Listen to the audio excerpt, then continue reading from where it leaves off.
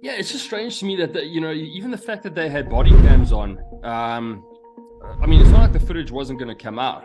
And it's probably happened in the past when we didn't have body cams and we didn't know about it because we didn't see it. But now we're seeing it, and we're going to see it more. We're going to see it more often as more departments roll out body cams. Remember, not every department even has body cams yet. So the more you see this, so I think we have to address the systemic, issues in each case. In each case.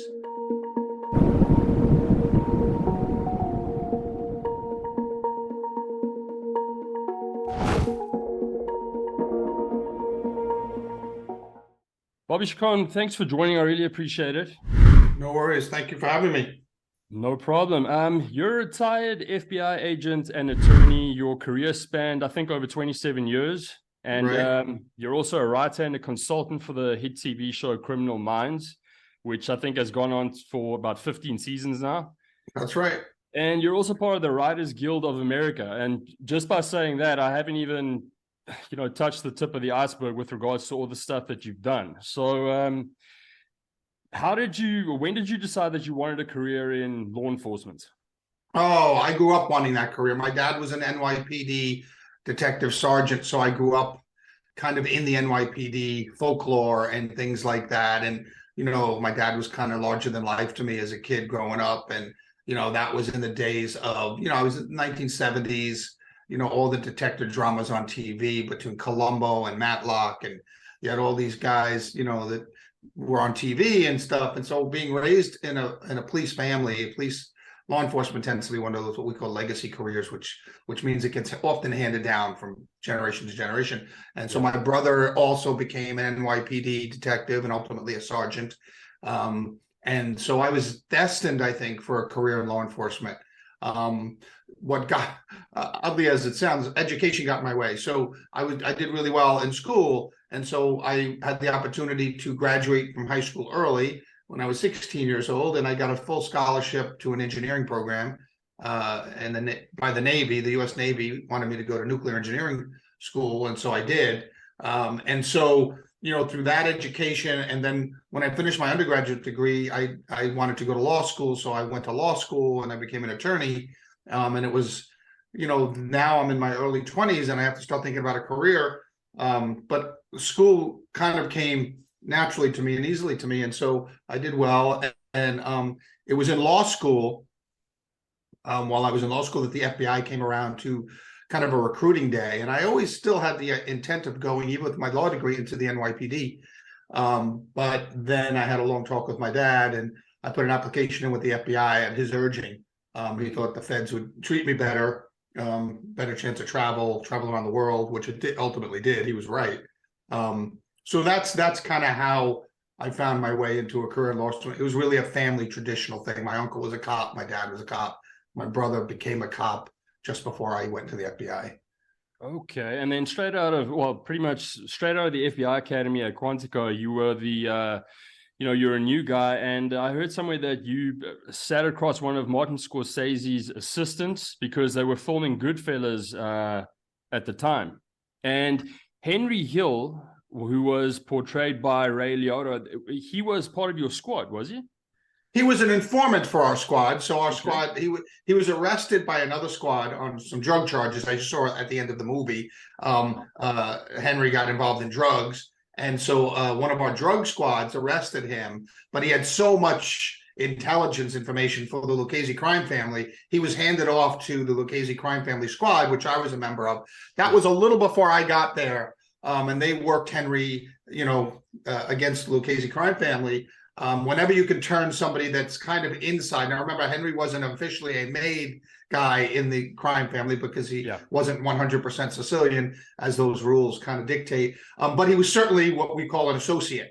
And he certainly had massive insider information on the family, who's who and who doesn't get along with who. So my squad, which was the Luchesse crime family squad, made very good use of Henry. And unfortunately, the movie's all about Henry's life, and then you see a very little at the end where they're rounding everybody up. Yeah, that actually took a lot of work. It took years of work by FBI agents to kind of do all the work it took to round all those guys up. Paul Sorvino in the movie, and and De Niro, and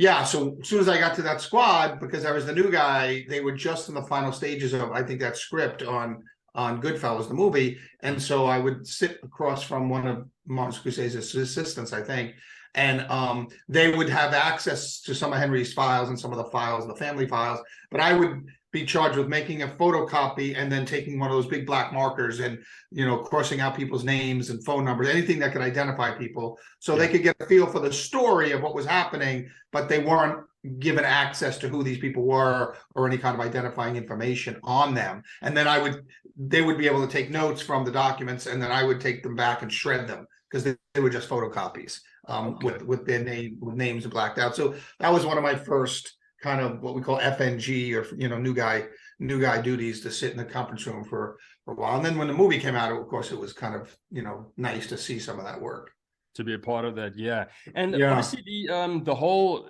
you know, the whole Italian mafia thing, I think J.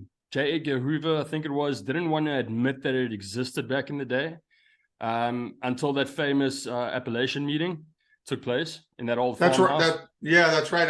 And it was actually, I think, just a very astute alert, like highway patrolman or deputy up there that kind of started seeing all these New York City plates coming up to this, you know, farmhouse up in a very rural area, and said, wow, this is some big party going on. What's going on? And wrote down all those license plates and stuff. And that's when kind of Mr. Hoover was forced to recognize that, in fact, there was a very substantial organized crime presence, you know, and a lot of things were converging at that time. We're talking about the late 50s. That meeting, I think, in Appalachia was 59 or 58.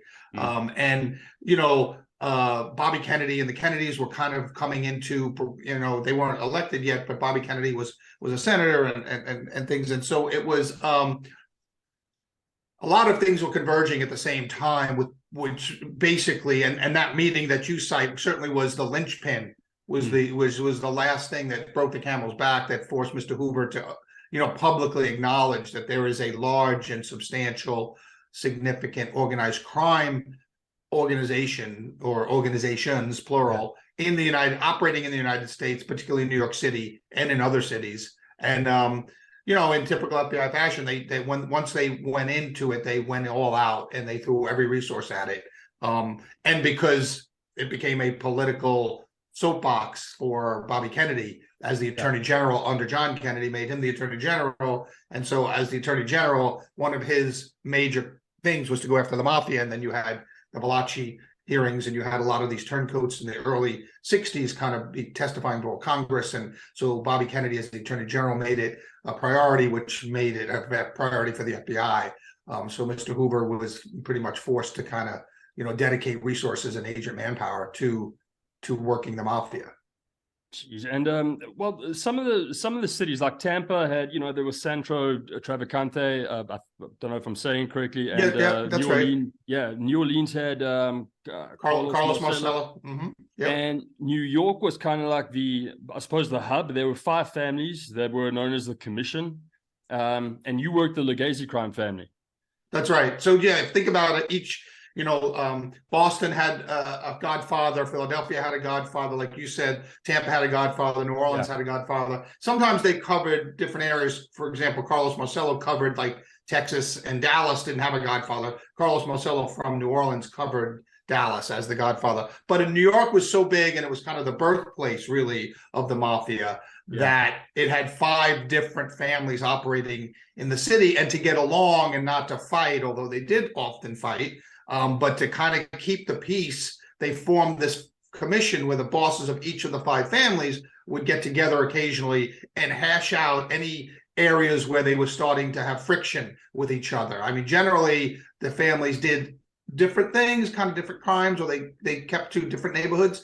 And so the peace was maintained, but there would be occasionally, there would be things to cross over, and there would be things that had to be settled. And instead of what we used to call going to the mattresses, which is one family going in an all-out war against the other family, and one did happen while I was working this, the Bonanos and the Genovese had a big war in the Colombos.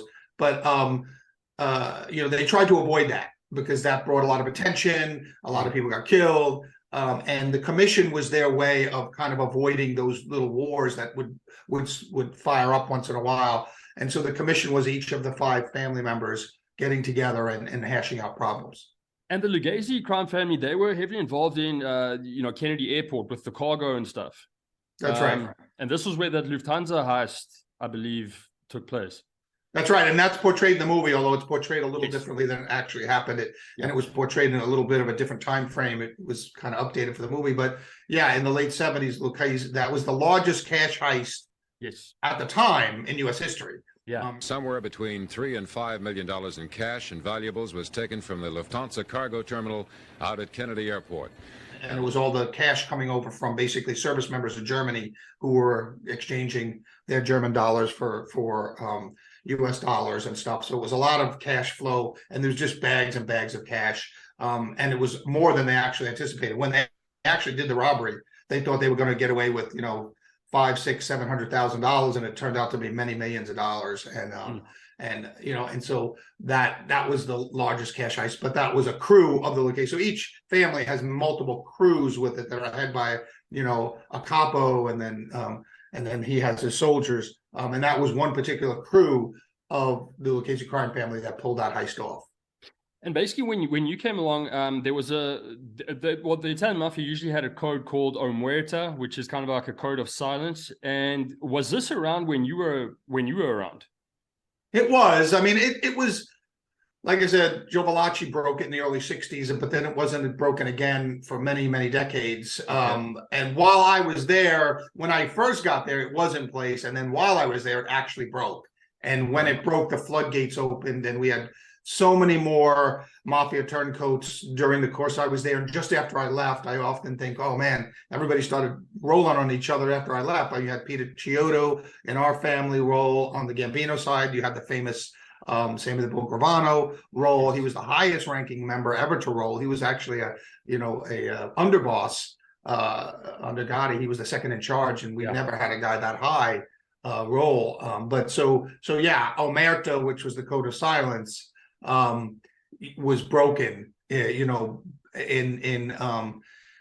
probably the late 80s, early 90s, and then it became not common, but not as uncommon to have a Mafia guy turn. I mean, obviously in the movie you saw Henry Hill in that famous scene at the end. And by the way, that attorney that's playing Ed Maloney is actually the actual prosecutor. He actually got a part in the movie. I used to work with him.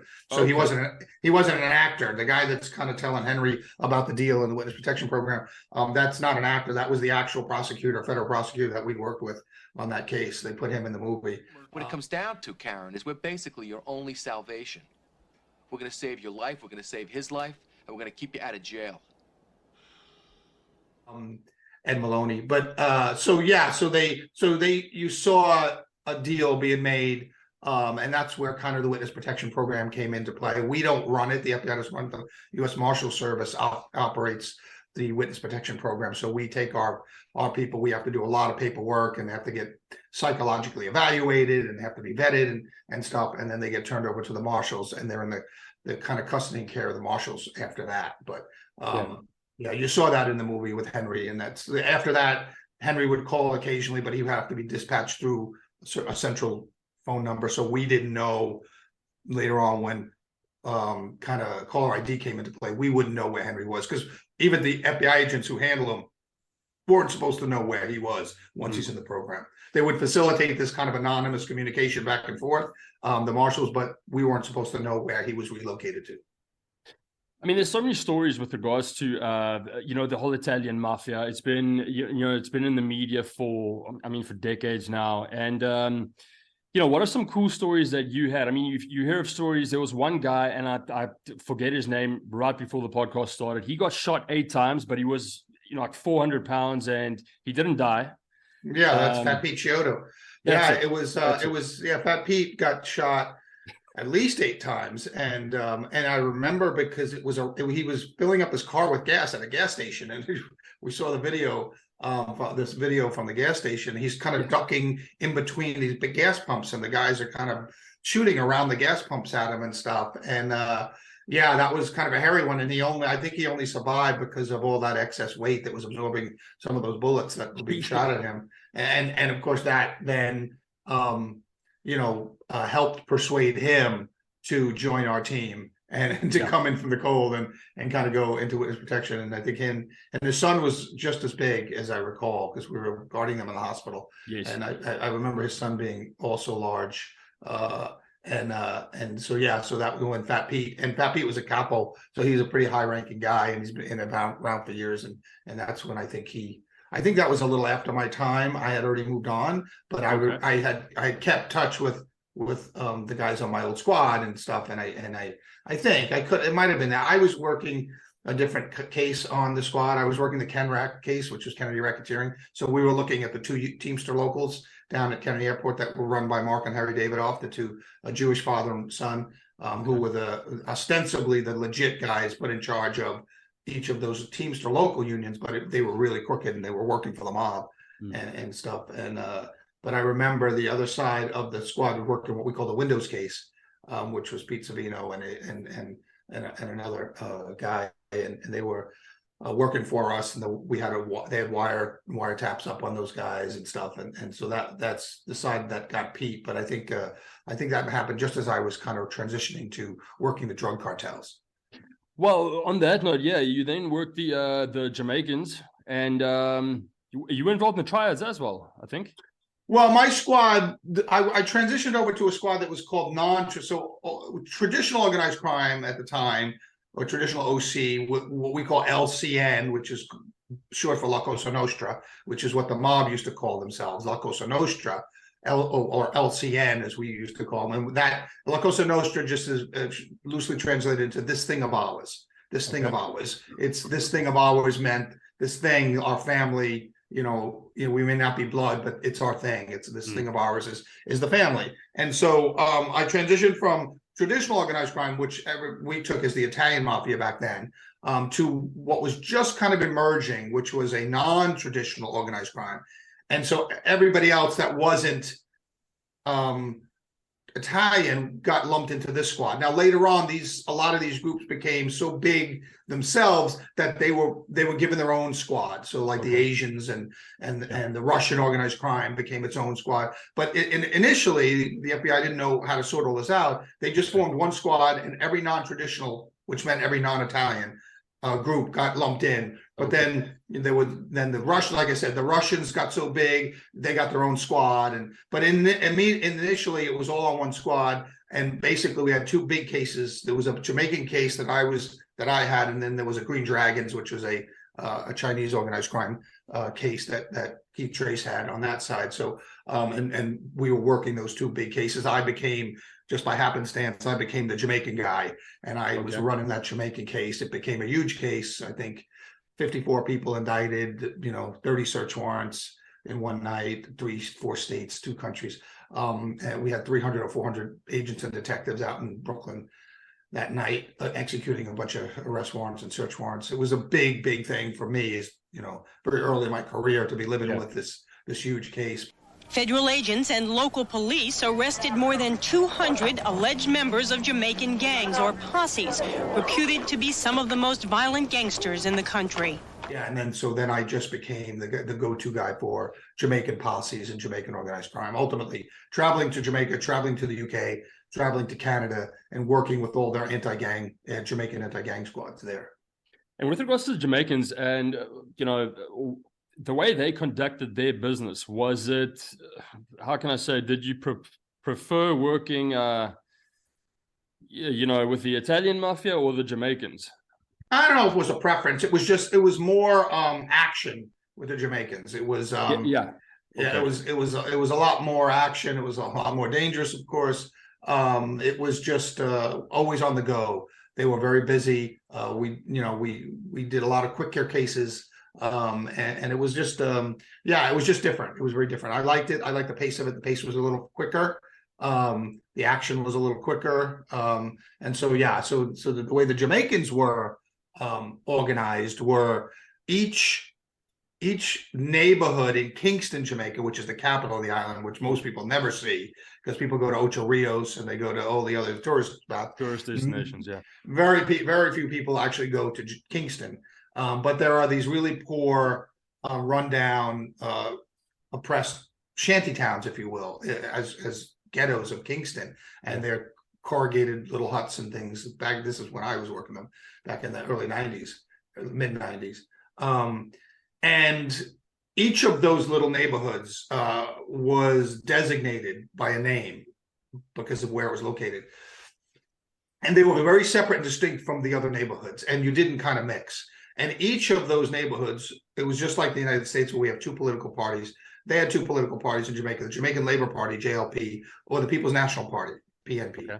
And so each of those neighborhoods in Kingston was affiliated with one of those two political parties. So you either in Jamaica, you either raised JLP or PNP. And that's where your loyalties were to your, so it was the Jungle, if it was the Gullymen, if it was Tivoli Gardens, whatever the neighborhood you were raised in Jamaica, that was going to be your political party. If that neighborhood was PNP, you were going to be PNP for life. Okay. If it was JLP, you were JLP for life. And a lot of that transported to the U.S. when they set up shop. So in Brooklyn, when I started delving into this, I started reading books from anthropologists on the culture of Jamaica and things like that. I had to immerse myself in it. Yeah. You had to know who these people were back in Jamaica, because it told you a lot about who they were going to be dealing with, who they were going to be getting along with, who they were going to be going after on the streets of Brooklyn. And if you didn't know that and you didn't have that background, you kind of were behind a bit. And so when I would get some of these guys into an interrogation room, the first thing I asked them was, are you PLP, are you JLP? PNP or JLP? And their eyes kind of lit up and were like, they took a step back and they're like, well, this guy knows more about us than the normal cop does, because now I know something about his culture and his political affiliations back in Jamaica and who he deals with, and that kind of thing. So I like to start off by letting them know, I know the deal, and you're dealing with somebody who knows all about your culture, all about your politics. Mm-hmm. So don't try to bullshit me. Don't try to sell me something. And so I was able to really have a lot of success in flipping, getting a lot of these guys to cooperate with me, take deals, plead, testify against other people, and take down some really big, nasty, violent cartels, or posses, as we call them. And in terms of technology, how did things differ back then than, you've got smartphones now, you've got GPS, all that type of stuff. Was it more difficult back then than it is today? Or is it just basically adapt to the times? Well, yeah, I think it is adapt to the times. I didn't, because I was a dinosaur, and so I would leave the office without a phone.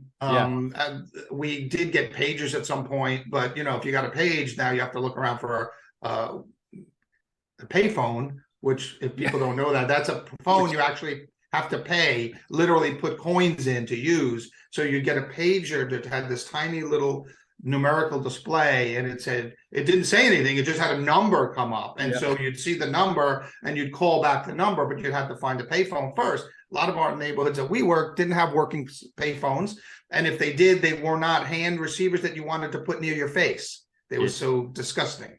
And so it was different. It was like a lot of stuff. You were out there, you were in the street, you had a radio. I could radio my squad mates, I could radio back to the office.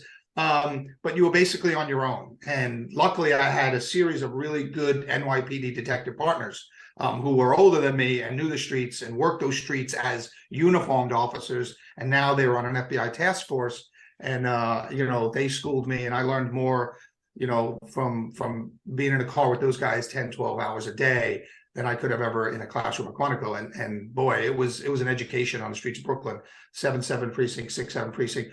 I walk into the precincts with these guys, and as an FBI agent, I wasn't always so welcome, but if my partner was, a former cop in that house, it paved the way, and we had a lot of success and developed a lot of good relationships. Many of the detectives have retired like me, and I still stay in touch with them. But it was a different world. It certainly was. You were on your own. You're out there working, learning how to work cases by basically talking to people. You had to get people's trust. You had to kind of, develop that rapport with people, both on the street and in the interrogation room. That is much different now. I hope that's not a lost art, because it really was one of the biggest reasons for my success. Was I learned how to talk to people, and I learned by watching, and I learned by watching my partners, these NYPD career NYPD detectives, and I learned by watching them, and they would school me, and if I made a mistake, they would let me know it, and I would get better at it. And years and years and years of doing that, I got really good at it, and I had really good partners. and it was more traditional gumshoe, shoe leather detective type work. Nowadays, I would be lost with what I would have to do when I have to open a case and all these things on the computer that I would have to do. Yeah. As that started kind of growing, I was kind of getting out of investigations and more into forensics. But in the beginning, we would have like analysts do that work. Like I could tell the analyst, I would give her a name. Sometimes we only knew a street name. So I started a kind of a nickname database or a street name database. So run this through all the databases that you know, all these magical places on the computer, and then give me a dossier, give me a folder with all the information back. And that's the way I worked. And I think now agents do that, a lot of that work on their own, themselves, and they can, because a lot of the agents, they've been raised with computers. I wasn't raised with computers. I wasn't raised with smartphones. I probably don't use a third of the features on my smartphone because I just don't know how. You know, I see my nephew do it and things like that, but I don't know how. I know how to talk to people. I can get people into a room, and under some of the most stressful circumstances, I can lower the temperature and I could get them to have a rapport with me and build kind of a relationship in that room where they're going to feel comfortable telling me things that at the beginning, when they first walked in, they had no intention of telling me.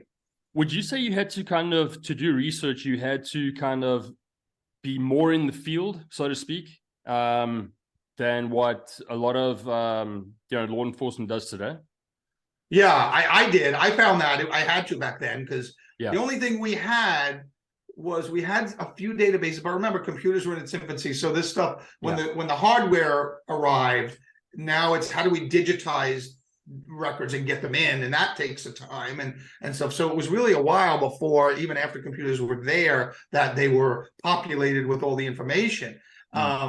And so really, I learned from being in the street, and then I would go home literally at night and I would read a book on Jamaican culture or a book on Jamaican politics. I would find whatever I could. And by the way, I didn't have an e-reader. There were no iPads. You know, I would literally find a book at the library and check it out. There was no Google there was no books to order online, and no Amazon to deliver a book to my house the same day. I literally had to go to a library, look it up on the Dewey Decimal System, and find a book, pull it home, take it home, and read it. And that's like, sometimes those books were a few years old, so it's not always the most up-to-date stuff. So you try to get a base knowledge, and then you try to update it as best you can.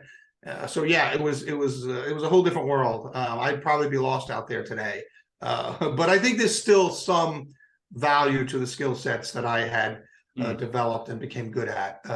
I still think I could probably solve a case, but it would take. I would need a much younger partner with a lot of computer expertise. Well, you also spent some time in Rio, as I understand it. Yes. Yeah. What was? Yeah. Well. Can you tell that story? Sure. I retired in 2014. My wife is the producer of the Olympics. She's the executive producer of the Olympics. So her first executive producer was Salt Lake, and she does winter and summer games. So then we lived in Salt Lake for a while in 2002, and then we moved to Greece. And so the Bureau sent me to Greece. I lived in Athens for almost a year, when she was producing the summer games in 2004. And then she went to Torino in 2006. And then she didn't go to Beijing in 2008 to work. She just observed for the IOC. So her career was paralleling mine. And then so I was eligible to retire. And she was doing the Rio games. She was going to be the executive producer for the Rio games in 2016. So she was moving down there. And I said, well, of all the places that I could move to when I retired, Rio didn't sound like a bad place. So I retired in 2014. We moved with 2 rescue dogs, one of which she brought back from Sochi, the 2014 Winter Olympics. She brought back a puppy from there who was abandoned in the street. And he's not here right now. Sometimes he kind of makes an appearance. So we moved to Rio, and she went to work at the Olympic office as the executive producer. And I was retired. I was full-time retired. I would walk my dogs on the beaches of Copacabana and Ipanema and Leblon and I was there in 2011. It's a fun place. It's a fun place. And I would put my dogs up, and I'd have lunch. I'd go to the gym. I'd work out. Yeah. And then I'd go to the market, and I'd have dinner cooked when she got home. And it was a nice experience. It was a very nice experience. Yeah, it's just that place is it's MMA crazy. I mean, it's just MMA everywhere. On every bar there's TV with UFC on, or whichever fight there's on for the day. But my gym that I worked out with had a cage. So if you wanted, it was a regular gym, like regular gym anybody would work out at, but they had Brazilian Jiu-Jitsu classes, but they also had MMA classes, and they had an octagon. Like, they would have the yoga studio, and then the stretching lab, and then over here was the octagon class. I never went in there, but you could see through the glass walls the octagon in there and stuff. And so they are combat sport crazy. They are very sport crazy anyway. I would watch foot volley on the beach. I mean, as if beach volleyball wasn't difficult enough, they started playing foot volley, which is beach volleyball without using your hands. So you kick it, and then you chest it, and then you head it, and then it's a crazy sport. And now they have this sport with this it's like a ping pong table, but it's like this. It's rounded, and then it's rounded, and then there's a net, and they use like a volleyball, and it has to hit the table. I forget what it's called, but it's a crazy sport. The Brazilians are always looking for a challenge. Like, they take a difficult sport and they make it even more difficult. With their version of it. Like I said, I always thought beach volleyball was very difficult, right? Not like in the you can jump in a gym because the hard floor. In sand, you can't get that same jump, but it's hard. And they made it even harder by saying, okay, now you can't use your hands, you can only use your feet, which is crazy. But and Bobby, with regards to Criminal Minds, how did you end up being a consultant and a writer for that show? So I'm in Rio in 2014, 2015. And we always knew after 2016, when the games were over, we were coming back to Los Angeles because that's where our home was. And my wife would prepare for whatever the next games were.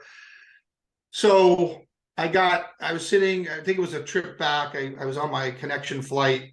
We were home for our holidays, and we were going back to Rio through Atlanta, and I got an email. And I checked it in Atlanta, and I said, a friend, former FBI agent, retired, said, we're looking for a technical advisor on a new show about the FBI. It's called Criminal Minds Beyond Borders, which, Criminal Minds had already been on the air for 12 years then. And this was going to be kind of an offshoot of it. And it was going to be a group of profilers going overseas every show, except instead of going to a different city in the U.S., which the regular Criminal Minds show did, this was going to be Beyond Borders. This was going to be an overseas team, because the FBI does work a lot overseas. So I'm sitting there in Brazil knowing I'm going back, and I said, well, maybe this is a chance to get my foot in the door of something, because I didn't know what I wanted to do. So my wife advised me, take it, because this way, by the time we get back to LA in 2016 after the games, you'll get on full time, whatever. So I started traveling back and forth from Rio to LA every month.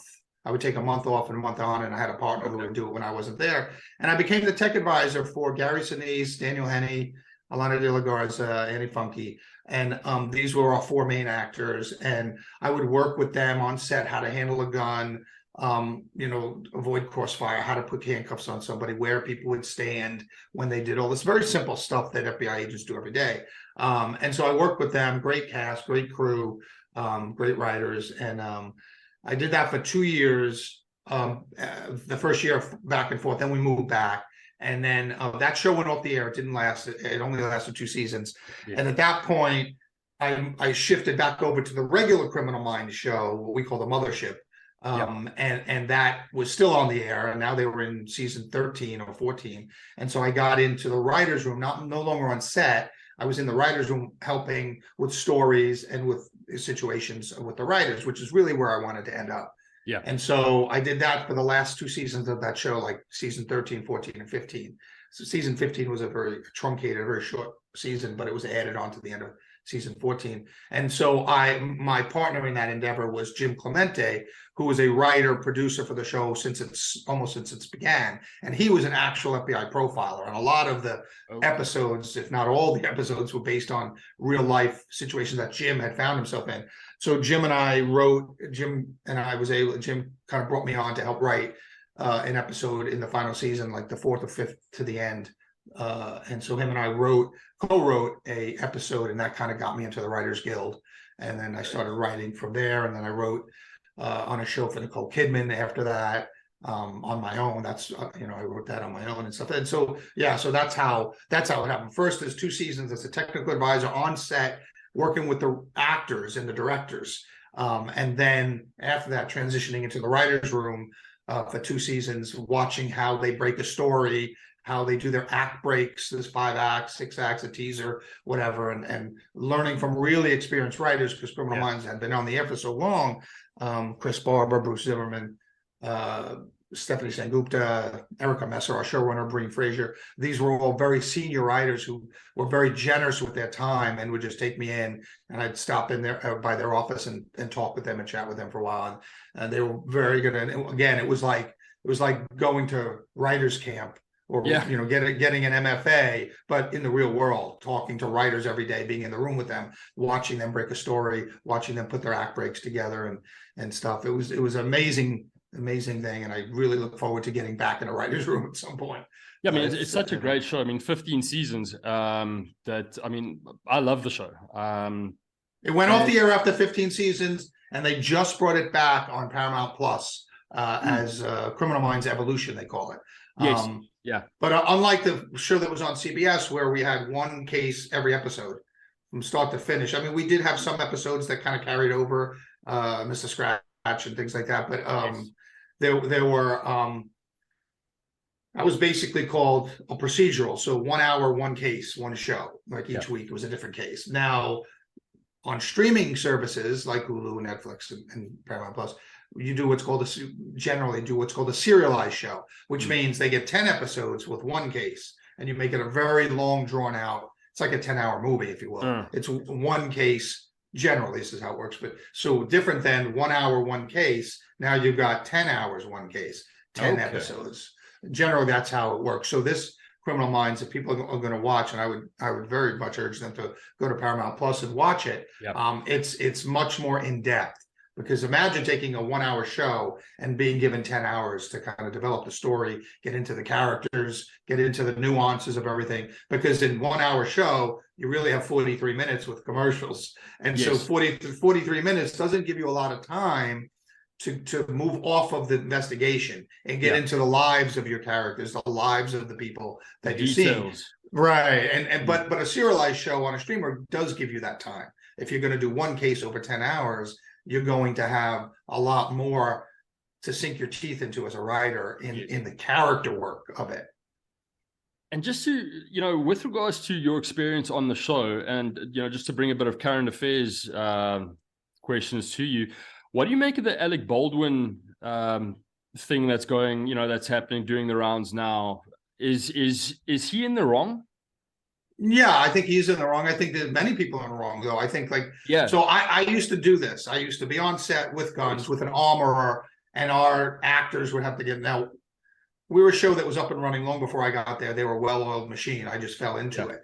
But in our show, we had, we had rules, and everybody followed the rules, and nobody picked up a gun off the armorer's table and handed it to an actor. The actor would go to the armorer's table, and I, as a tech advisor, would often accompany them over there. And I know our armorer would, what we call clear the weapon, which means you rack it, because most of them are semi-automatic pistols, right? So you rack it to show that there's no, it's empty, and then you turn it and you reverse it, and you hand it to the actor, and the actor clears it again to show it's empty. So it's done twice right in front of you.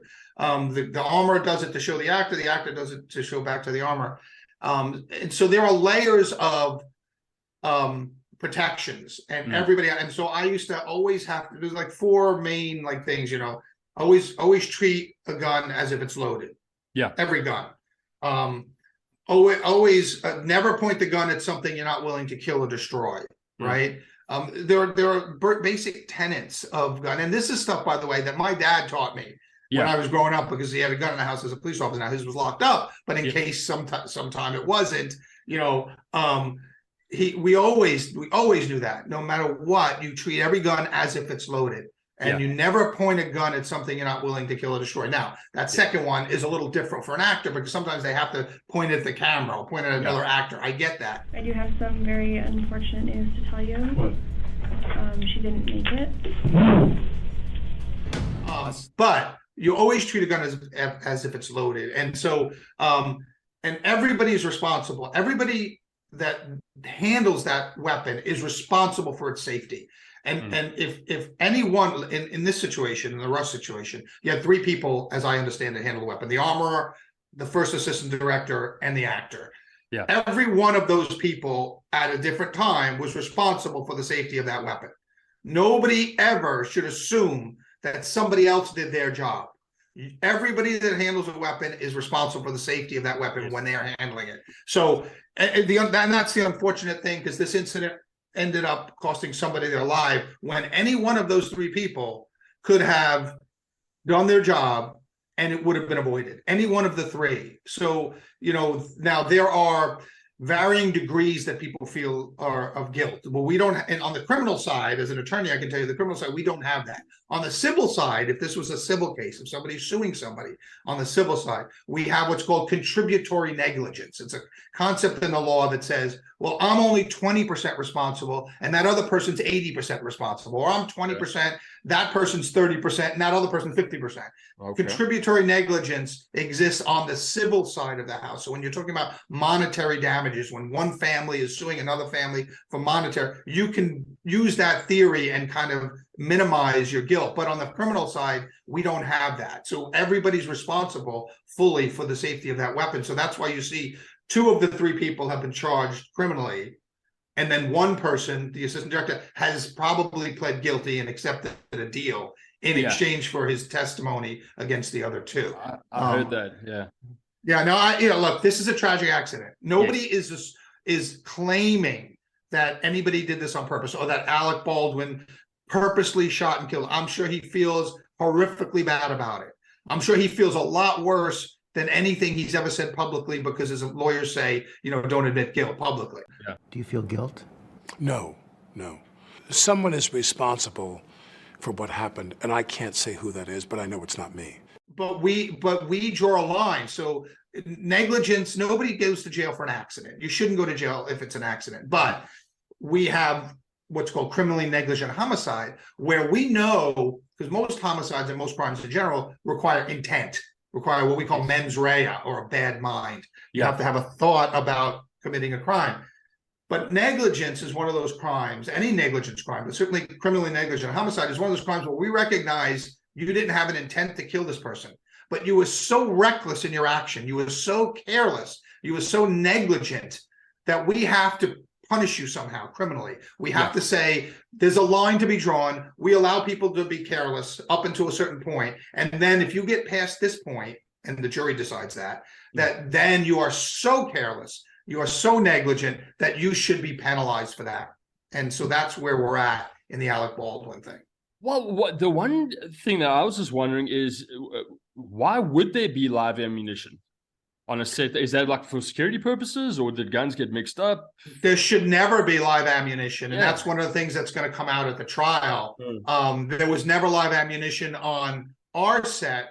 What there was this, sometimes there were pyrotechnics, and that was a whole nother group of professionals that handled the pyrotechnics. If we were going to have a blank, for example, if we were going to have a blank fired, believe me, there was even a blank, which, is not a big deal per se, but there was so many security things. We'd have a security briefing. The pyro guys and the special effects guys would come over. I mean, everything was done above board. Criminal Minds was such a safe set that I actually have a hard time fathoming why or how you could have. Now, that being said, I learned a little bit about the Russ set. It was out in a rural area. It's a film set rather than a TV set, so there are differences there.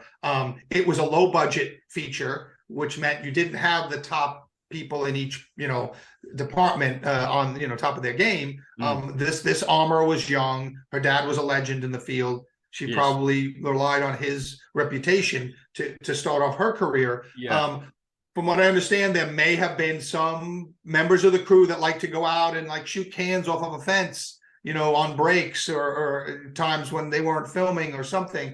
And so they probably had live ammunition around to do, to shoot those cans off these fence posts. Oh, it's fun, it's cool, whatever. But it's dangerous and it shouldn't have happened. And if she allowed that, that could be one reason or one way live ammunition found its way to the set, because she was letting guys or crew members, play around on their off hours or whenever and shoot cans off a fence post. But it shouldn't, that's why complacency and that lack of attention to detail. You know, sometimes you got to be the asshole of the group. You got to say, hey, no, I know that's fun. I know we're out in the middle of nowhere and you think nobody's going to get hurt, but I'm putting my foot down and I'm saying no. And that's the way, and that's tough when you're dealing with people, when you're new to an industry. I don't know how many things she actually did, because I felt that when I was on set, you know, I would have to stop. And I'm talking about Gary Sinise, right? Academy Award nominated actor. And I have to say, Gary, wait a minute, Gary, we got to go over the 4 rules again, remember? And I would make them recite the 4 basic rules of firearm handling to me every single time they were about to put their gun in their holster from the armorer's table. And they would like roll their eyes at me sometimes, and they would huff and, you know, sigh and go, not this again. You're being a pain in the ass. And these are, you know, I'm a little starstruck. I'm on the set for the first time. These are big actors that I've seen on TV and movies. But my boss, my guy, Tim Clemente, who trained me, you know, said, this is it. You have to do this. You have to. And I remember from my days in the FBI, all of our firearms instructors, whether you were in the Bureau FBI for a year or 20 years or 25 years, you were going to go through the safety protocols at firearms training every single time. It's the only way to be safe is if you do it the same way every single time. So my actors, actually, the actors on set, and Gary, I'm still friends with them, and they kid around with me, but I would have to stop everybody. Okay, let me hear it. Let me hear the 4 basic rules, you know, and you just do it so ad nauseum.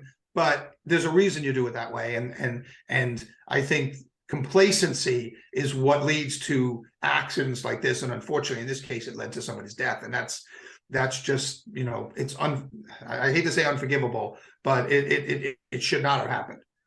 Yeah, well, yeah, it's a tragedy. It sucks, but it's an avoidable tragedy. Is really a second. It's even deeper tragic because it was avoidable. There are some tragedies that just happen, Mother Nature, whatever, you know. But there are tragedies that result from people just being too relaxed, just being too, you know. Well, I don't know. I believe he's one of the producers of the movie as well, and he's been around for decades as well in this industry. But sure, I mean, look, in any case, I hope things get sorted out. But yeah, it's a tragedy. Someone. Yeah, I mean, I don't want to say, like you said, and nobody is saying Alec Baldwin meant to kill that person. I'm sure he feels horrifically bad about it. You know, this is somebody, like you said, he's a producer. He was probably involved in hiring them for this movie. He wanted them on this movie. So, you know, there was no malice in his heart. This was a tragic accident. And I don't even know. I actually predicted last week that he wouldn't be charged, and then the next day they came out and charged him. But like I said, I understand that there are people out there that want, you know, a pound of flesh from Alec Baldwin because they don't believe in his political views, right? And I may not match up exactly, you know, issue for issue with Alec Baldwin's political views, but I do recognize this as a tragic accident. Yes. No, definitely. I mean, it wasn't on purpose. No, but there is a level of frustration from me, having been in that role of helping at least one person in a whole string of people that were safety oriented, and so it is a little frustrating to me because, like, I preach that stuff. I preach that, and to the point where, like I said, actors would roll their eyes at me and stuff, and you know, and I became like a bit of a jerk. No, I wasn't a jerk.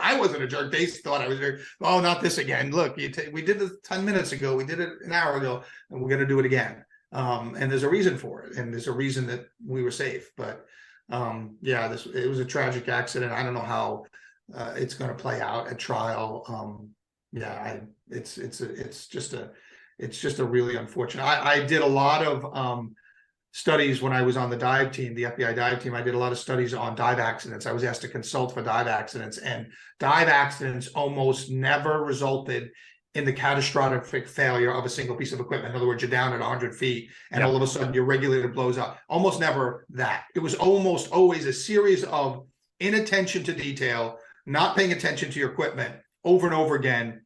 And when I would examine these and do an investigation to an accident, I saw numerous opportunities for someone to intercede, interdict, and stop this chain of events that led to a fatal accident underwater. It was almost never a single catastrophic incident. It was almost always this chain of events that that snowballed, and multiple people had an opportunity and just didn't see it. to intercede and would have stopped that chain of event from happening. And I think this is one of those types of situations where, the armorer could have been more careful. The first assistant director could have been more careful. Alec Baldwin could have been more careful. And if any one of them had done that, this wouldn't have ended that way. Yeah. Bobby, you also, on that note, you also developed the FBI underwater forensic training program. Right. And you were involved in the TWA Flight 800 crash. Yeah. Can you go into detail about that? Yeah, so in the mid-90s, when I was working Jamaican organized crime, Jamaican Mafia investigations, the New York office, which really had the only dive team in existence in the FBI at the time, the only sanctioned one. I think there were other people we had heard may have been diving a little bit, but we were the only sanctioned dive team. And they opened it up to outsiders. It was really housed in our special operations branch, a very secretive branch in the New York office.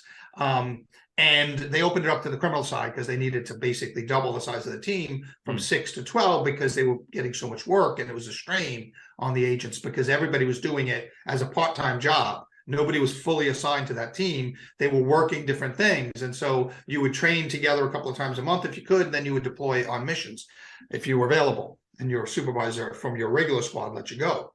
So we had a great group of guys. I certainly was not the first on this team. The team existed before I got there. Okay. But what happened was I was on the team for a few years, and by 1999, the FBI's evidence response team program, which was our CSI, we call it ERT, was really growing up and really coming into its own. And the FBI laboratory recognized that New York dive team as kind of being an underwater crime scene team, which it was.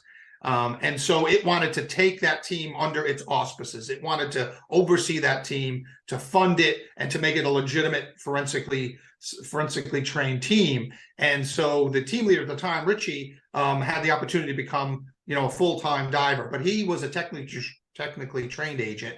He's one of those guys who puts cameras in places and microphones, and he would go into John Gotti's, club and put microphones up. He was really talented guy, very valuable. Him and his whole team, some of other which were on the dive team. And Richie wanted to stick with his day job. He wanted to stay on that. And the team was going to now be taken over by the FBI laboratory. So I happened to be in the right place at the right time. I was ready and burned out on, the world of drugs and the war on drugs. Yeah. And so I raised my hand, and I was selected to be the first full-time diver in FBI history, which meant that all of my critical elements, all of my performance appraisal things were related to diving. Nothing. I wasn't a collateral duty person anymore. I was full-time diver. They never had that. Up until that, even Richie, our team leader, he was a technically trained agent. He would have a day job, and he did dedicate a lot of his time to the dive team as well. But I was the first. That made me the first full-time diver in FBI history. And so then they wanted me to build what we had built in New York, in Miami, and in Los Angeles, and ultimately in Washington, D.C. So we have 4 dive teams now, all of which basically operate under the FBI laboratory, the forensic science unit at the FBI laboratory, which is really, it's the operations support section. I think that's what the section's called now. They change names once in a while. And the evidence response team unit, which is the ERT unit, which covers all of our crime scene people. So every FBI office has an ERT. In fact, the big ones like New York and Los Angeles and Washington field office have multiple ERTs. Yeah. Again, when you hear me say ERT, think CSI. So they have multiple ERTs, probably 48 people dedicated to it. Now, there's only 1 or 2 full-time people, and then the rest are collateral duty. They're doing their, regular investigations, and then they're getting the specialized training and deploying when needed. And so they're all kind of maintained and funded by the FBI lab. So every field office has one, or at least one.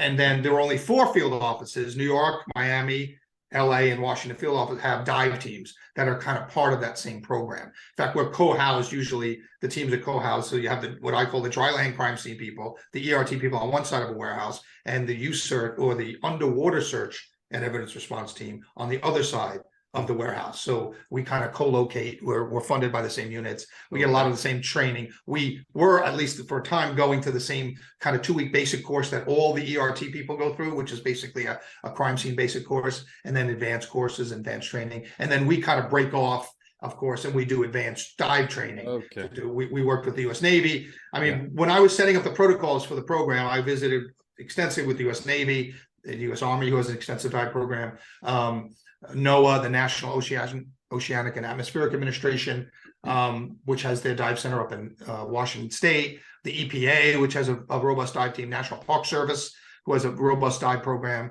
because they have deep water lakes in a lot of the national parks and stuff. And so I did commercial. I looked into commercial diving. I ultimately went and got my commercial diver's license to know what they did and how they did stuff. So military, academic, scientific, commercial diving. I immersed myself in all of those fields for a number of years. And then I consulted with our FBI laboratory folks, and Jerry Cucuzzo was my kind of right-hand man. I was his right-hand man. He was my boss. And he was a non-diver though, but him and I were building this program together. So we consulted with the FBI laboratory and with our legal people, and me having my law degree helped because we wanted to build a program that could get this evidence from underwater in a way that served two major functions. It served to give it to the laboratory so they could exploit it the best they could with the scientific tools that they had. So I wanted them to tell us how they wanted us to deliver this piece of evidence to them, be it a gun, be it a body, be it whatever. And so tell me how you want it, so when it arrives at your lab, you can do the best work you can. Because oftentimes, police department dive teams would picking up a knife and throw it in a bag or throw it in a box.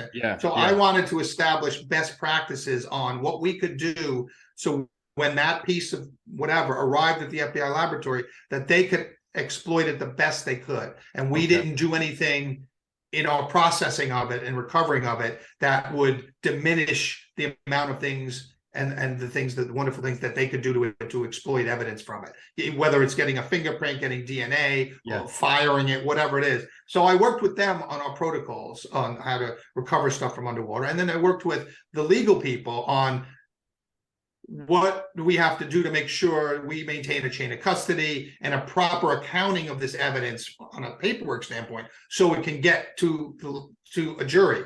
Because I'm putting my people at risk, putting them in the water. Every time they go into water, you're at risk. Yeah.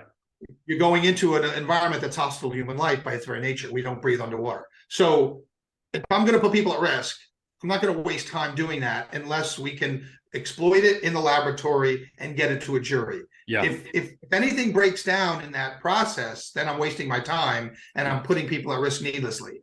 So we built a protocol, we built a program and a standard operating procedure manual that satisfied all of those concerns.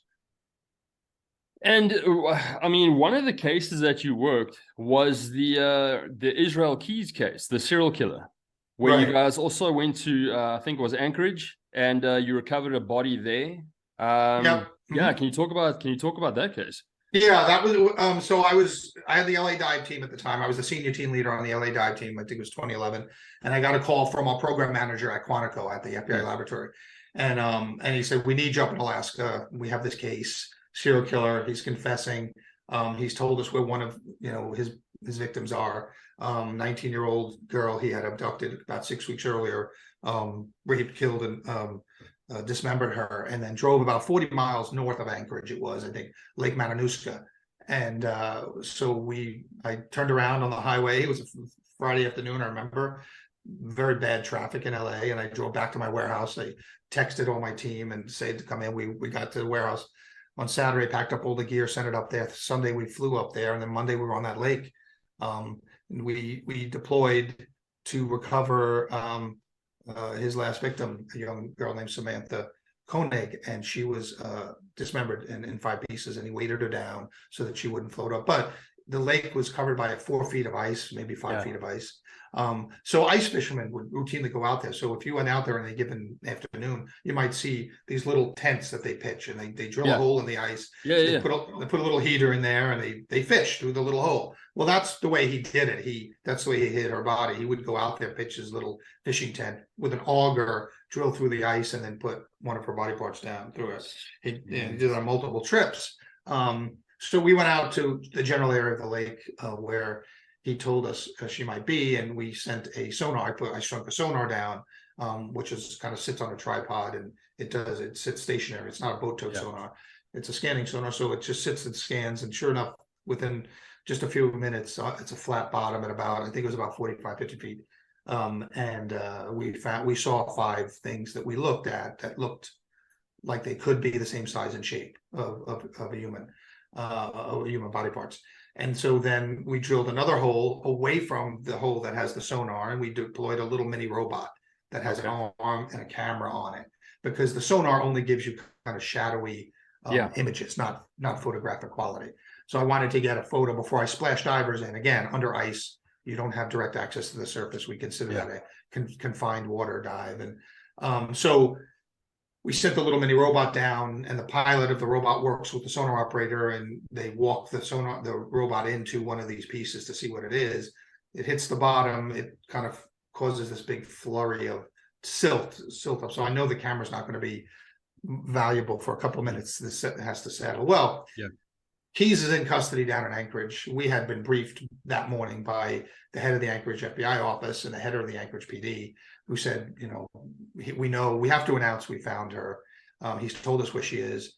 There are billboards all over town hoping that she's still alive and that she returns. And so we know that the community is hurting. They've been out searching for this girl for 6 weeks, and there's a reward, and everybody's kind of hoping we find her alive, and we know we're not. We have to bring her back. So they're like, the minute you can confirm to us it's her, you have to tell us, and we're going to have a press conference and let the community know.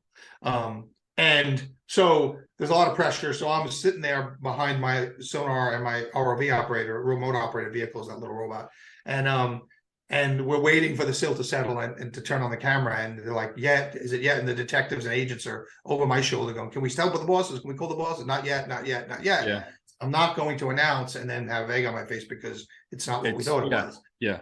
So I waited a while. I started having my divers get ready, and because now we're going to have to make another much bigger hole. So we have 2 holes already, one for the sonar, one for the ROV. Now we're going to have a diver hole. And so we start on that. The SWAT team up there in Anchorage was helping us, great help from all involved. It was a really, we had safety rope people, because everybody had to be harnessed in, because if you fall through that ice, it's going to be trouble. So everybody had a harness, and we had safety anchors and stuff. And so after a little while, we turned the camera on, the silt had settled, and we saw what we know was a human foot. So I turned to the detective and the agent who were working the case. I said, I can confirm you have human remains on the bottom. I can't confirm it's her. But you can tell the coroner to start setting up their tent. So we had these little pop-up tents on the show. So the coroner was waiting in their van, medical examiner / coroner was waiting in the parking lot. I said, come on down. They got we were in the middle of the lake. They had to bring them out in a snowmobile. So they came up, they started setting, while I'm getting my divers ready to go in the water, they're setting up their tent, because once we get human remains like that, we have to turn it right over to the coroner. Well, there's some paperwork to do. We could do that later, but the coroner gets possession of human remains, and then they do an autopsy or whatever they do back at the coroner's office. So I splash my divers. Now they have a helmet cam. We have the big kind of metal helmets that people see, deep sea diver helmets. People think about it. And so, because we're all trained in surface supplied air, we have a tank on our back, but that's just an emergency tank. If something fails, they can go to that and give themselves like 30 minutes of extra air. But generally, they're breathing air from the surface. We're pumping air down to them, so they can stay down there 6, 8, 10 hours, depending on the depth, And there are decompression obligations, obviously, that we deal with. But in this one, we weren't going to have that. We were just going to get them down to the bottom, 45, 50 feet. We did the dive tables, and we figured all that out. I have a guy doing logs and stuff. And so we splash them, and they've got these umbilicals, which are they're breathing air, the pneumophonometer, which tells me how deep they are, their cameras, their lights, and then I think they might have had another member if they needed tools, but they didn't need tools for this job. So they went down, 2 divers went down with an underwater body bag, and I was talking to them the whole time, supervising them as they were under. And the added issue with a case like this was we knew the press would be on us. And so the minute we started diving and FBI shirts and people saw the trucks and everybody knew. And so neighbors started calling the press. And so we had people with high powered lenses kind of focused on us and stuff. And so I think one of the things that Keys had, they were playing this cat and mouse game with Keys in the interrogations down in Anchorage. And one of them was he didn't want it known that she was dismembered, that Samantha was dismembered. It was something to do with his daughter. He had an 11-year-old daughter. I think he didn't want the daughter to know what a monster he was, as if knowing that your dad raped and killed someone was not as bad as knowing he then dismembered the body. I don't know what this psychopath was thinking, but so they were playing that game with him because he was giving us a little more each session with them. I wasn't involved in the interrogations. Back when I was smart, I would let them come to me. Just remote area. So normally we would put each individual piece into its own bag, but in this case, we didn't want the press seeing 5 bags come out. Yeah. So we put all of Samantha together into one bag, and then we brought her to the surface. We had a moment of silence, as we always do when we bring a victim up, and we put the bag on the surface next to the hole, and we get the divers out of the water. We had our solemn moment, and then she was brought into the medical examiner's tent, and then that's the end of our involvement, unless we have to later go and identify. It didn't happen in this case, but we had a case years before where we had to use a bigger ROV, much bigger ROV. The bodies were down 400 feet, and I didn't send my divers down 400 feet, but we used a robot to grab them with a hook and bring them up to 100 feet, where the divers then took them from the robot.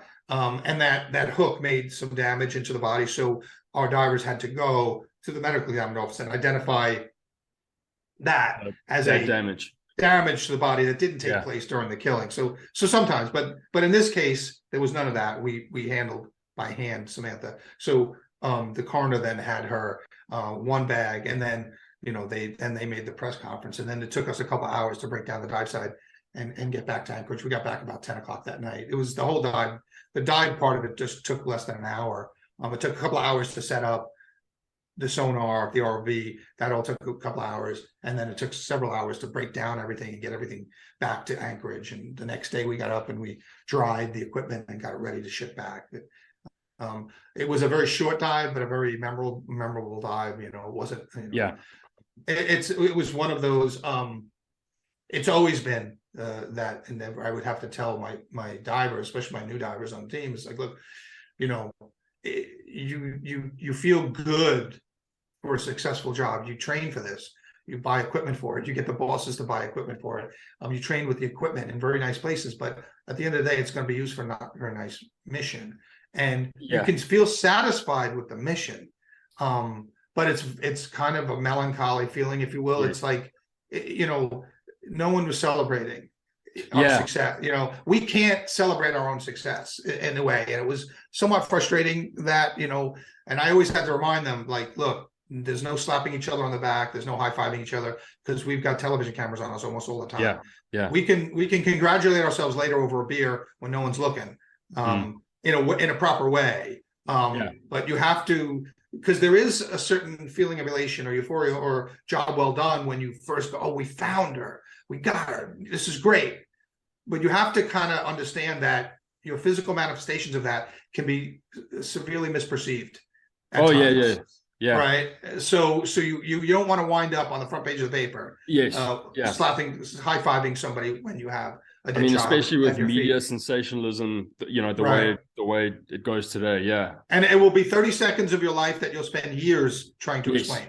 And so I always try to remind my people that there's a time and place to congratulate ourselves on doing a job well done and our success, but it's not then. It's you have to remember that. But it's hard. You have to kind of control your emotions that way, because you do feel like you did a good job. This is what we trained to do. But it's also tempered greatly by knowing that this is somebody's child and stuff. And so it was kind of an odd occupation to be in for a number of years, where I used to tell them, when we have a good day, somebody else is going to have a really bad day. Just remember that. I suppose with that particular case, I mean, you're definitely bringing closure to a lot of people, but you're also kind of killing the hope of, is she alive?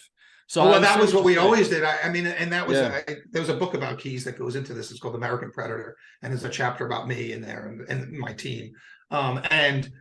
When we would go into a lot of these cases, just like this case, Samantha Koenig Kelly's case, there was always still hope. The community still wanted her back alive and was hoping for that. And I always told our guys, our job is to snuff out that last bit of hope.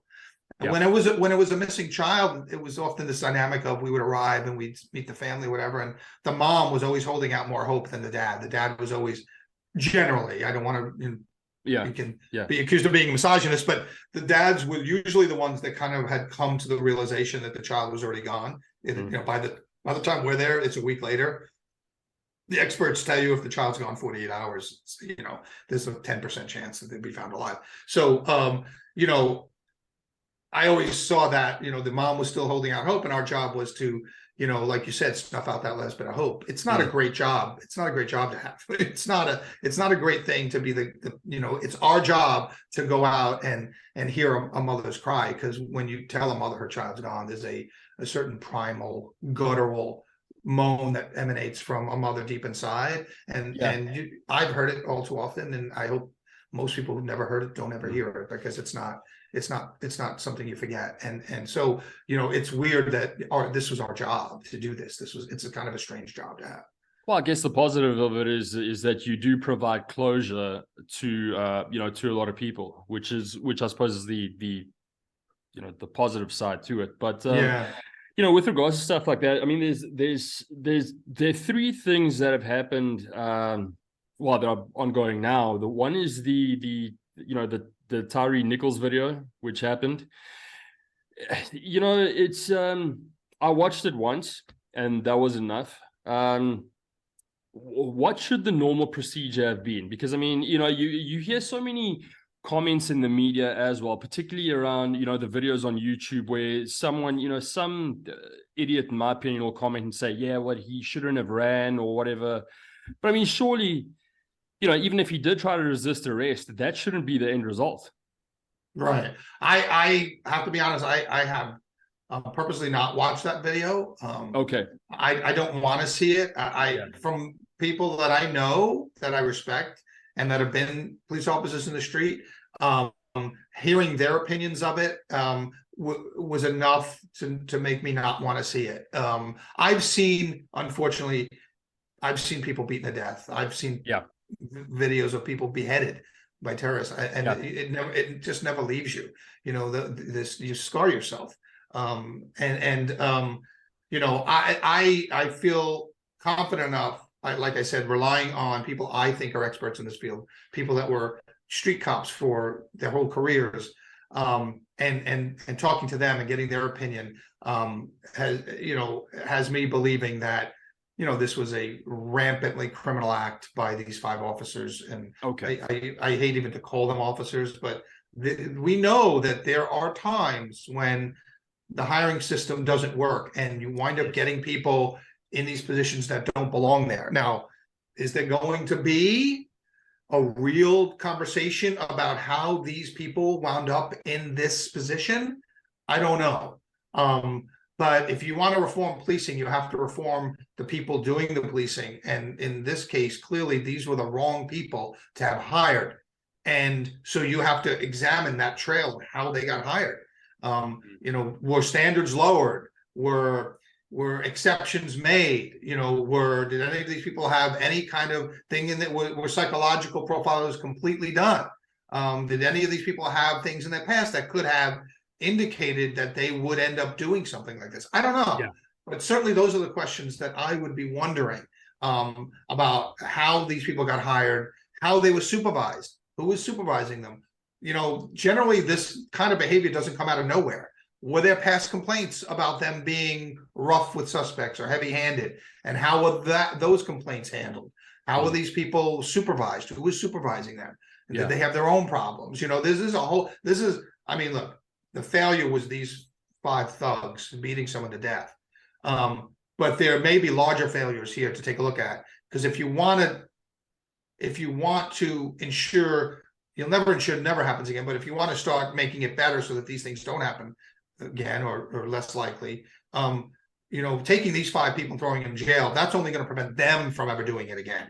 If you want to systemically address this, you have to look at how they got hired, how they got promoted, how they got put into the special unit, how that special unit was supervised, how they were trained, and could there have been anything along any of those avenues that could have indicated a possibility to say, you know what, that person shouldn't be in that unit, or you know what, that person shouldn't be hired as a police officer.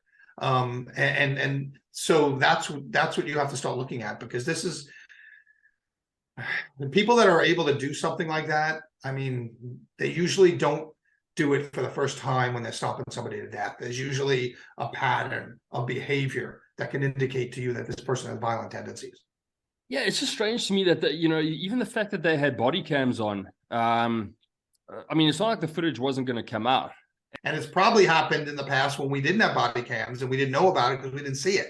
But now we're seeing it, and we're going to see it more. We're going to see it more often as more departments roll out body cams. Remember, not every department even has body cams yet. So the more you see this, so I think we have to address the systemic, issues in each case. And that includes how that officer, I even hate to call them officers, because once they cross that line, to me, they're no longer officers, but how that person got into that position of power over another person, and were there any signs psychologically, family, whatever that be, how we weed those people out so we get them to the point where they're not in that position to take another's life like that.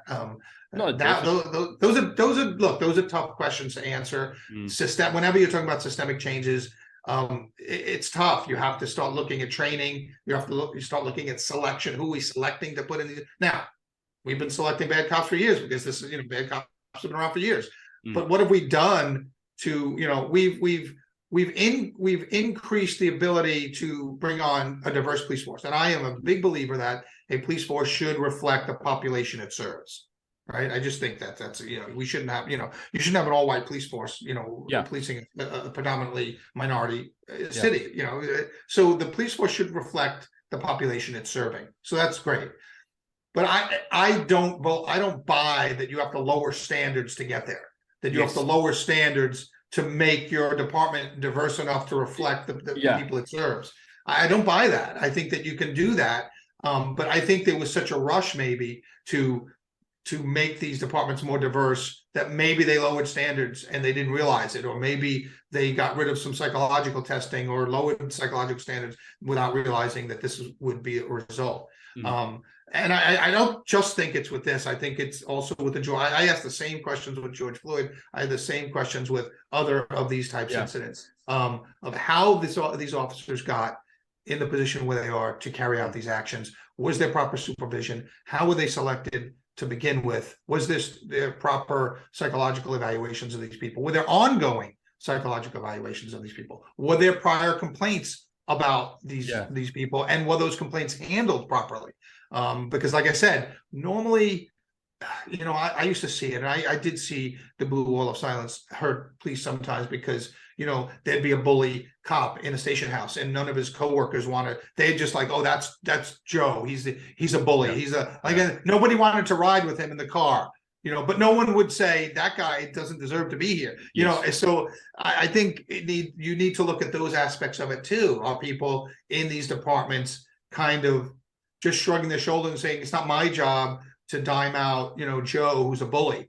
Well, yeah, it is your job. Actually, you're a police officer, and if someone's, not even breaking law, if they're breaking policy, because normally, like I said, these are behaviors that escalate over time, and so they start out with just being maybe violations of policy, not the law. Ultimately, they're going to be violations of the law. But you never wanted to get that far. So that's why you have policies in place. And if somebody breaks a policy, then there should be sanctions. And sometimes that sanction means they shouldn't be a police officer anymore. Yeah, definitely. I mean, certainly not. I mean, you'd expect, one person to kind of cross that line, but 5 at once. I think it was like 5, 6. It might have been 7. I can't remember how many exactly they were. But I think another one just got either fired or just got placed on leave or something. Another one, like in addition to the 5.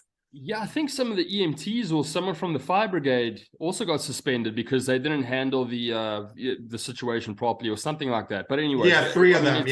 It's a shit show. Yeah. And that's why I say, the leadership has to take some responsibility for it. Who was supervising these people? Because when you're right, when 5 people do it together, like, look, I think I ran a team of 14 divers, 14 of the divers. I could assess everybody on my team. I knew their personalities. I knew who got along with who didn't get along with who. There were times when I would have to put people on different taskings with other people because, you know, I knew certain people weren't getting along at a certain time. And that's just part of leadership and stuff. And in this case, it's hard for me to fathom that the 5 of them, whoever their direct supervisor was, didn't realize that these 5 together are a dangerous cocktail to be mixing. Would you say that this is a nationwide thing or a specific department thing? Meaning, or well, in this instance, it was Memphis. Because a lot of people, I mean, how the media can spin it sometimes, they'll categorize every single police force in the country under this, you know, under the actions of 5. Well, I don't think it's every single police force, but I certainly don't think it's only Memphis. You know, if that makes sense. I mean, I certainly don't think it's confined to this incident, because there have been previous incidents. Unfortunately, I think there will be future incidents. Unless these questions are answered. And I think even if you answer these questions, and even if you get some of the systemic changes in selection and how we're selecting people to be police officers, and how we train them and how we supervise them, until those systemic changes happen, you're going to have more of these incidents in more places. I certainly don't think it's every police department, but I certainly don't think it's Memphis only. Or Minneapolis only, you know, or, you know, wherever the last one before that was, you know, or Ferguson only, you know, but I think there are problems that need to be dealt with, and you have to start with asking the right questions, or you're never going to get the answers. Yeah, definitely. Bobby, and another thing, you were recently on Dr. Phil to discuss another massive case, which, you know, the trial's ongoing, and this is this Alex Murduagh, the murders of his wife and son. Now, yeah, I mean, this guy, I mean, shit seems to follow this guy around. He's, I think he's got over 90 financial, charges against him as well, from embezzlement, fraud. You know, what's your opinion on this whole case? I have followed it from the beginning. And when I was on Dr. Phil about it last week, I sat with a couple of friends of mine, Dr. Joe Scott Morgan, who's a certified death investigator, Lonnie Coombs, prosecutor, and then I sat with the other person on our panel was a local television anchor in South Carolina who has been covering the story from the beginning. I learned a lot from her. But I've been following this from the beginning. I mean, it's an odd case. I will say there are some things that seem to not make sense with me. I do think he's the killer, but I really find it odd. Some of the things that happened. Two long guns being used is very unusual. When I first heard that, you know, I thought for sure maybe we had 2 shooters. It seemed like it was an execution, so I thought maybe in the beginning there was professionals involved. But as we learned more and more about it, it looked like, you know, he was in desperate times. He was one of these guys that, you know, he was a juggler. He had all these balls in the air at the same time, and he always seemed to be able to catch one before it hit the ground. But it's his world started closing in on him. And the night he killed his wife and kid, allegedly, June 7th, was the day that during that day he was sitting in his office when some of the partners in his law firm walked into his office with the auditors and with the investigators and said, "Hey, the gig is up. We know what you've been doing. You know, you've been funneling money from clients. You've been not putting their fees in our bank account, which you should do, all that stuff." So he realized he was going to get suspended and probably fired from his law firm, which was his family legacy law firm, right? Making millions of dollars. He was in debt all the time. I read the whole file on his. So his friend ran the local branch of the bank, right? His friend was the president of the local bank. And was Pomeroy Bank, I think. And so his friend was floating him all this money. He was always overdrawn on one account. He'd move the money around to cover himself, and then he would tell the friend to become the conservator in a estate of one of his clients. Very unethical behavior. His friend last November got convicted in federal court of like 6 charges of bank fraud and embezzlement or something. So his friend, who ran the bank, who was helping him financially keep all these financial balls in the air, the walls were closing in on him too. And so I think, I think his wife was actually living at their beach house. I think they were probably separated. I think that was happening. So I think this was a guy who, was very entitled, very used to getting his way, very used to nothing bad happening to him, and very used to being able to get out of any situation in his life that life threw at him. And he probably thought he could get away with this. I'm sure he probably thought he'd get away with it. So he was sloppy. And I'm still a little bit foggy about his motive, about why. Now just yesterday, I understand the judge ruled that a lot of these financial charges and financial crime allegations can come into this jury, the murder jury. It wasn't sure whether they were going to allow to hear that, because because I think the prosecution is alleging that as motive evidence. Now, for me, I've never been a big guy on motive when I did my investigation, especially murder cases. I don't really care why somebody killed. My job was to find who did it and how they did it, and then get enough evidence for the prosecution to show a jury how they did it. Motive is nice. Prosecutors like it. Tells the jury a story. Sometimes you need that. But it's not certainly at the top of my list as an investigator. And so motive to me in this case is a little bit murky. I know financially he benefits supposedly from killing these people. I don't know how, because like the civil lawsuit for the boating accident was against the son's estate. So the son had an estate. Both sons had their own estates. Yeah. The father had his estate. The mother had her estate. So they were different financial entities they were going after. Killing his son doesn't stop them from coming after him in the boating accident case. And so I'm still unclear about how of the financial motive. Maybe he thought in his head this got rid of some or bought him some time, which by the way it did, because once the wife and son were killed, the law firm kind of backed off its internal investigation for a while. It later went ahead with it, but it was like June. The murders were in June. He thought he was going to get like fired, the following Monday, and he didn't get fired until September, I think. So it bought him a little time, certainly. But that's a heavy price to pay just to buy yourself some time out of some circumstances. It really. So I think he did it, but I think the motive to me is not so clear. Well, they're from a pretty small area. So I would am I right in saying that he's a big fish in a small pond? No doubt. So I don't know. A lot of people are saying, well, he did it for, to garner sympathy. I could see that.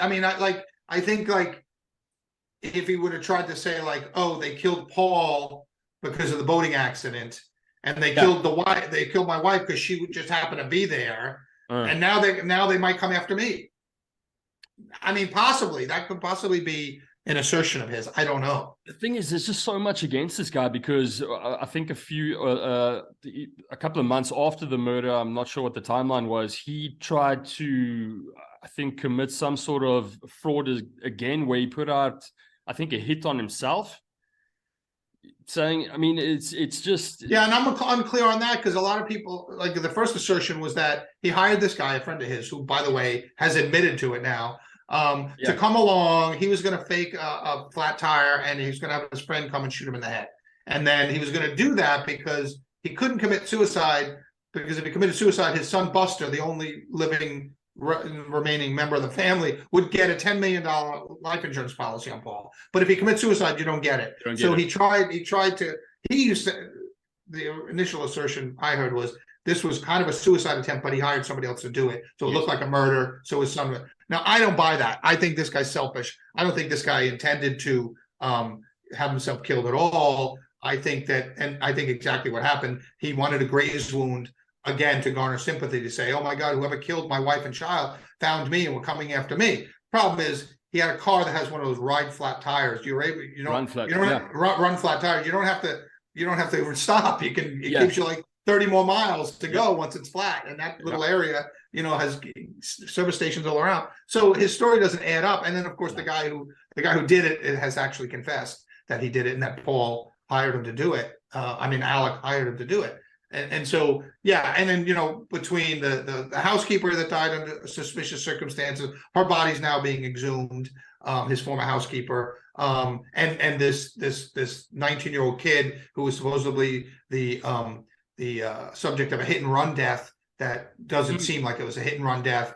Now the rumors were that he was involved with Buster in a relationship, and then Paul might have found out about it, and Paul wanted to kill him or something. So, and I read this morning that Buster also got kicked out of law school for plagiarism.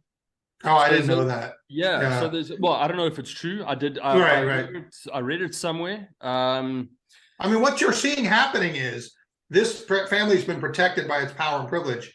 And now that wall has been knocked down. So you're starting to hear everybody, all the rumors that were just talked about in dark places are now coming out into the light because they don't have that power and privilege anymore. Yes. The one interesting thing as well is, the jury isn't sequestered. Which, Right. Do you think is that a benefit to them or to the Murdaugh family? Or because, I mean, they need one juror to kind of go reasonable doubt, and this guy. Yeah, I mean, it's hard to say.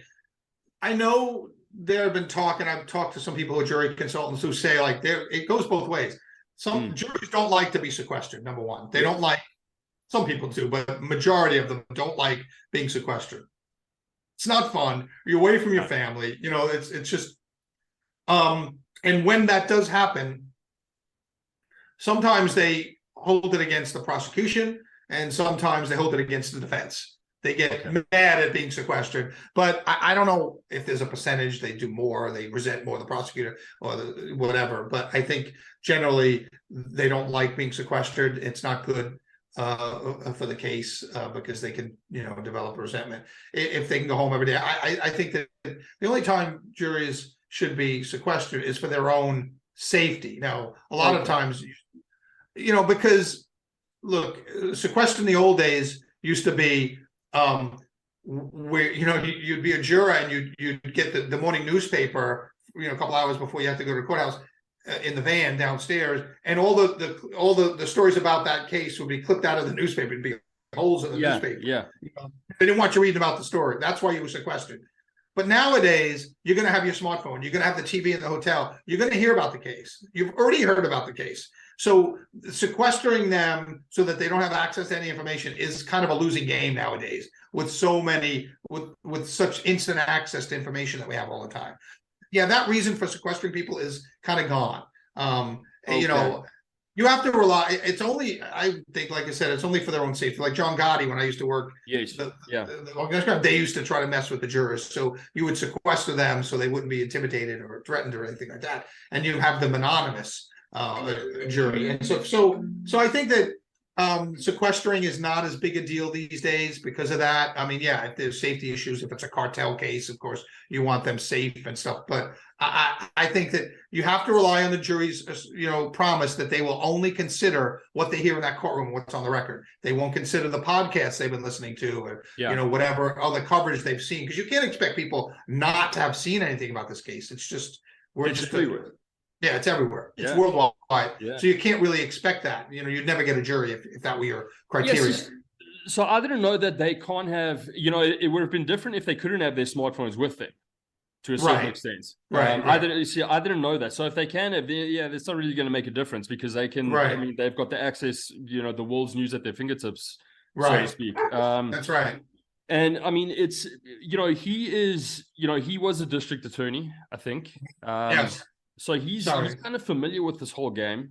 And to him, I guess it's just forensic countermeasures that he could have taken. Obviously, if he is guilty. Right. But the cell phone evidence doesn't look great, especially the evidence which was brought in the trial yesterday. Yes. Yeah, I think that's the most damning. Yeah. I think, and when I first heard about that, evidence, I'm like, oh boy, he's going to have problems with that. Because it does a couple of things. Not the least of which is it blows his alibi out of the water. Yes. And that's a really bad thing because when people, look, some people don't get me wrong. Some people, I've seen cases where people lie about their alibi, not because they committed the crime, but because they were hiding something else that they didn't want anybody to know about. Okay. But by and large, most people who lie about their alibi are lying because they committed the crime. Yeah. That's. And just to end things off, Bobby, the other thing that's happening, of course, was the Idaho Murders, which happened in, I think it was November of last year. Yeah, November 13th. Yeah, and I mean it looks like cell phone evidence is key in this case as well, or at least part of it. I think I'm not sure. I think they have found DNA. Yes, they have found DNA. They have found DNA on the sheath, which is the kind of the holster of the knife that they believe was the murder weapon. They haven't found the murder weapon, the knife, but the knife that fits into that sheath is called a K-bar knife, and that K-bar knife the coroner says the wound patterns would fit a large fixed blade knife like a K-bar knife, which is a particular type of knife. You can find it in Army Navy stores. It's a very big blade knife, and it fits in the sheath because it's so big you can't fit it in your pocket. If you didn't have protection around it, you'd stab yourself in the leg by using it. So I think that they found the sheath of a K-bar knife that didn't belong to anybody in that house in the bed with one of the victims. They found Kohberger's DNA on the snap because there's a leather piece that fits over the knife to hold it in that thing. And so on that snap is where you put your thumb to kind of snap it in place and secure it. They found his DNA on that snap. Now, do you think that, you know, a lot of people are saying, well, initially said, yeah, maybe it's not him because, he is a criminology student. But I mean, you know, just from our own perspective, it's a different thing to learn about this stuff, but to actually do it, you know, the adrenaline's going. There's a lot of stuff. It's not like he kind of just jumped into it. I don't know anything about his childhood, but like with Israel Keys, I mean, he tortured, I think the story, he tortured a cat or animals. Ed Kemper tortured cats, killed cats. Right. Stuff like that. There's a So progression. it's a slow progression, yeah. Yeah, I thought it was pretty funny when people were talking about that. I mean, it's silly because first of all, you don't go into criminal justice to become a master criminal. That's not what you learn. You don't learn those things. You learn how to solve crimes. And just because you know how to solve crimes like I do, doesn't mean you can reverse engineer it and commit the perfect crime. It just that's not the way it works. Well, I've also said like if he did go to school to become a master criminal, he should get his tuition money back because he was a total failure. I mean, this was a very complicated crime scene. This was a very complicated quadruple homicide, and he was in custody lightning fast. So he made a ton of mistakes. And so you get a guy like you mentioned, Israel Keys, who had killed people for probably 14 years all over the country and got away with it. And never went to college. And so, that's not the standard is not like, oh my God, he was becoming a master criminal. Now he may have had some psychosexual attraction to crime and that's why he went into that field and stuff. But the skills that you learn in a criminology course are not skills of how to commit crimes. I mean, if you want to know how to become a master criminal, you go to jail. You go to you go to a penitentiary. That's where you get your PhD in committing crime. Because all of those guys are together. They've all learned from the system. They've all been caught, so they know how not to get caught next time. And they all share that information with each other. So the more time someone spends in prison, the better criminal they become. That's why we have such a high recidivism rate. They go back and commit more crimes. Now the cops get better too all the time. So they catch them again, they go back to jail. But I think there's a huge recidivism rate in this country of people getting out of jail and going back to jail. So but that's where I would consider getting your PhD in committing crime is going to any kind of, real hardcore penitentiary because you'll learn a lot. So his education's about to start, in actual fact. His education's about to start. Hopefully he'll never have the opportunity to practice it in the real world again. But the things he learned, they are clearly not geared towards helping people commit crimes. They're much more geared to helping people solve crimes. Yeah. Bobby, I see we're approaching almost 2 hours now. I just want to say thank you very much. And before I let you go, I just want to know what else have you got going on? What does the future hold? I've got a couple of true crime shows that people are interested in doing with me as either a host or co-host. So we're pitching those around. I can't talk about the topics yet, but I can tell you that we've touched on two of the topics in our talk today that hopefully will be subjects of TV shows with, again, me as a host or co-host. And I'm a writer, so I'm writing TV series and hoping to sell them and get on a show that's FBI focused.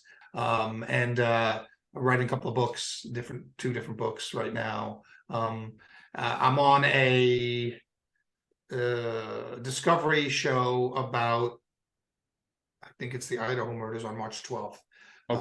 They did. I think it's a 1-hour documentary. I'll check that out and email you the information. But yeah, I think it's March 12th. They said they were here at my house recently and they filming me with the film crew and stuff. And then you can see me on all kinds of news shows whenever one of these things happens. Like I said, I was on Dr. Phil talking about Murdaugh last week. I'm on every different station calls me. Yeah, that's all. I'm a writer. I just try to spend as much time over here by myself writing. It's therapy for me, even if I don't sell anything. I'm retired, so I'm not a starving artist, so I don't have to sell anything to make a living. So it's a nice position to be in. And the one thing that I actually initially contacted you about was the because I saw you in another show on Oxygen called the Smiley Face Killer Theory. Yeah. I think I was on 2 or 3 episodes of that show. Yes. You're talking about almost 300 young men across the country that have been drugged, abducted, murdered on land, and deposited in the bodies of water to make it look like a drowning. They say the deaths are all linked by one chilling clue: graffiti of a smiley face found nearby.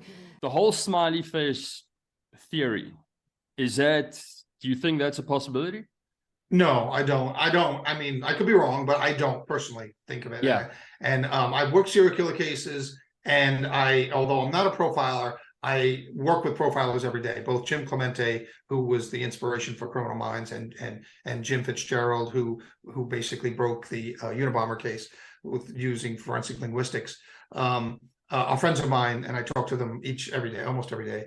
And so I rely on them, but there's never been a loose affiliation network of serial killers ever operating. It's not the way serial killers have ever operated. Now, there's always the first time for everything, right? The DC sniper cases was much different because we had very rarely seen a team of serial killers working together. Now, that wasn't really a team because you had one in a position of power and was using sex and power over the younger man in that case. So there was a little different dynamic there. They weren't like 2 equal serial killers, working together on it as you've seen in a movie or 2. But I don't really find it credible to say there's this network of serial killers that are all working together, because that's what the Smiley case, Smiley face killers, some sort of serial killer syndicate or something. Yeah, and that's just not the way that we've ever seen them work.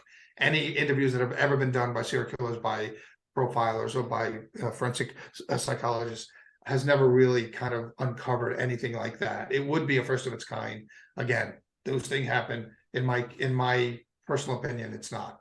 What about there was a documentary that came out, I think it was last year or the year before, called The Sons of Sam, where they think it wasn't just Berkowitz, that it was a few people that committed those crimes. Have you? Yeah, I haven't seen that documentary. I haven't seen that documentary. But I lived in New York during that period of time and stuff. It seemed to me like it was it. I mean, one of the hallmarks of something like that is when you lock the person up, it stops. And so like if there were other people doing it, why didn't it keep going, or why didn't it stop for a while and then start up somewhere else? And we haven't had a Lover's Lane kind of killer pop up anywhere else, right? So, some people say, oh, they stopped when he got arrested. But serial killers generally operate on compulsions. And sometimes a killing can satisfy that compulsion for a while, and then the compulsion builds again, and they have to kill again. Yeah, exactly. And like most serial killers, and it the time between killing and next killing varies sometimes by individual, but usually there's a drive to have to kill again, and stuff. And so, like in this case, my question would be, when Berkowitz went to jail, these other people that were involved, did they just retire and to Florida and live in a retirement community? What happened to them? Why didn't they continue killing like that? Because serial killers they have a certain way of killing, right? That's their thing, the signature, whatever, the ritual, whatever it involves. And so they get that drive from that ritual, whatever that is. And so it's not like, oh, then they became a different type of serial killer. Then they went to another part of the country, became a different type of serial. That's not what they do. Yes. That compulsion, that drive, that ritual that they have is what drives them in a way and stuff. And so you would have seen similar crimes like you saw during Berkowitz's run. Yeah. Again, I could be wrong. I didn't see the documentary. They might, but I know that sometimes they take a kernel of a doubt and they can spin it up. A good documentary filmmaker can spin that up into Netflix a lot more. Has been known to do that. Yeah. Like I watched the the murder at the Cecil Hotel, which is a hotel in Los Angeles, where a young Asian woman was found in the water tank on the top of the roof. Watch that as well. And they had a snippet of a little bit of elevator video of her stepping out, looking like she saw somebody came back in. They extrapolated that small amount of video. Now, Joe Berlin, it was a great show. Drew me in. I watched the second season, which was the Times Square Killer. I mean, great filmmaking, no doubt. But at the end, I didn't learn anything. The girl was found. She probably committed suicide. She probably went in there, either fell in or threw herself in, and they found her. There was no evidence of anything else. But they were able to build this whole documentary series about it. Yeah, it was a bit compelling. They brought in some social media people and some people who had other theories, but those theories never panned out. So I found that a little bit like at the end. I mean, I enjoyed watching it, but at the end, I'm like, well, I mean, I'm right back where I started. She was found in the water tank. Yeah. Now I have a couple of theories, but no proof. I'm an investigator. I want proof. Yes. I've never done anything that didn't focus me on getting evidence before a jury and getting a conviction. And so like, but they had that video and they showed it every time, her getting out of the elevator, looking both ways and kind of looking like she sees somebody gets back in the elevator. Yeah. I saw that 1,000 times during that documentary series. Again, I loved it and it was good, but you got to give me something at the end. You got to tell me something I didn't know. You don't have to solve the case because that's asking a lot. But give me something I didn't know, or give me something to think about, or whatever. But at the end of that whole thing, watching that, I didn't feel any differently about the case than I did going in. I mean, I know I live in Los Angeles, so I followed the case a little bit when it happened. But it was that kind of thing. I know that it's popular now and people do it, people watch. So I did 2 years ago write and produce a series on Audible on Audible.com, an Audible original called After the Fall, which is a in-depth look at the FBI's investigation into the 9/11 attacks. Okay. Which started years before 9/11, because we were already on some of those people on Al-Qaeda and stuff, the USS Cole and stuff. And it's an Audible series that you'll hear directly from the investigators. Mary Galligan was the person in charge of the whole case, great agent. She had a team of hundreds working for her, and you'll hear from a lot of them. You'll hear from their experience that day. Some of them were in Yemen that day, some of them were in Pakistan, around the world. Some of them were in New York, some of them were in Washington. You hear directly from the men and women who worked that case and what drew them to different aspects of the case, how quickly they identified all 19 hijackers, how they did that. You'll hear from them, their own voices. I interviewed all of them, and we got a great narrator to tell the story.